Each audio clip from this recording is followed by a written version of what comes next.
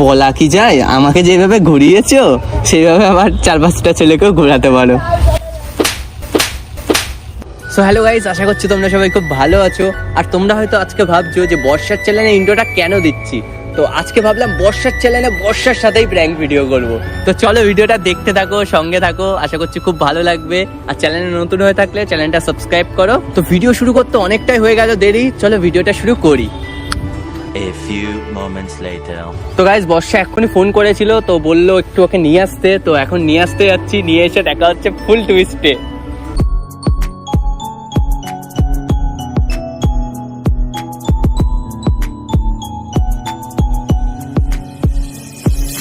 শোন আমার রাজকুমারী, আমি তোর রাজকুমার। তো বলো কেমন আছো? খুব ভালো। তুমি?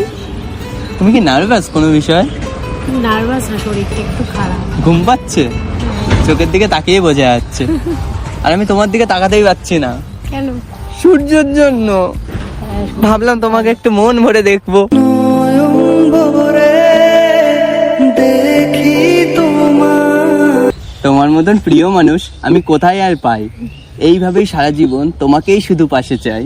আমার পাশে শুধু তোমাকে চাই। আমি তো তোমার পাশেই আছি, কোথায় অন্য কারোর পাশে থোড়াই না আছি।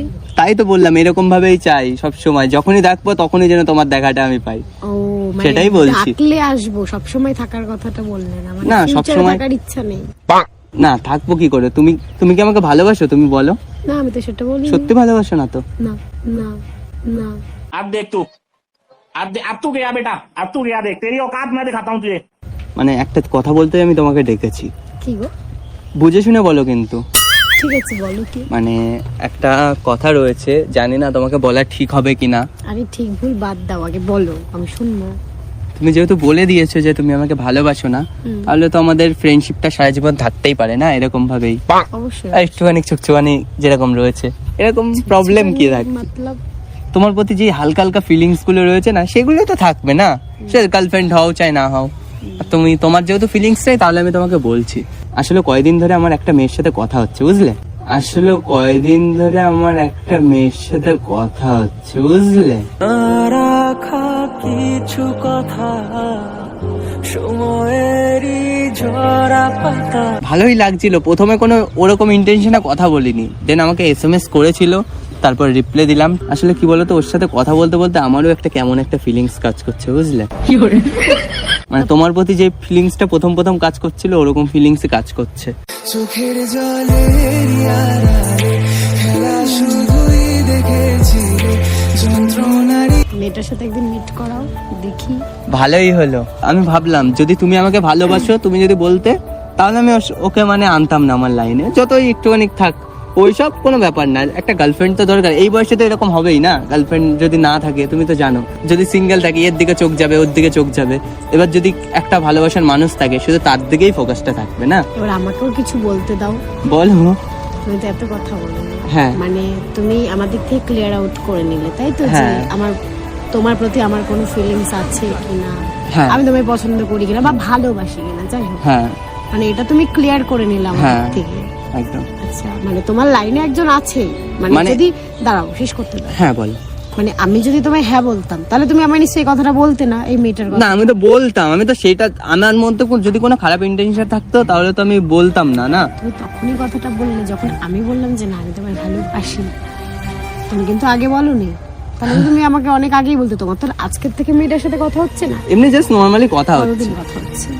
ওই হচ্ছে মাস তিনেক।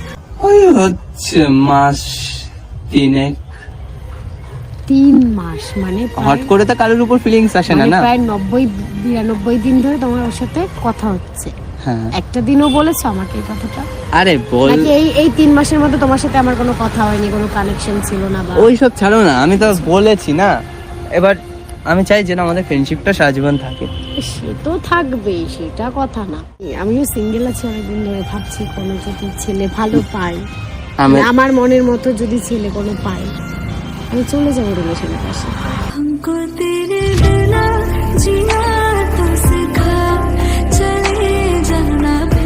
ভেবেছিলাম আমিই হয়তো তোমার মনের মানুষ হবো, কিন্তু আমি তো আর সেটা পারলাম না।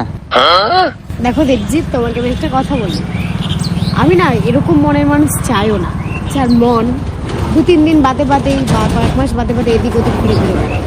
ए राजा जी ए करे तराहल हाजरू।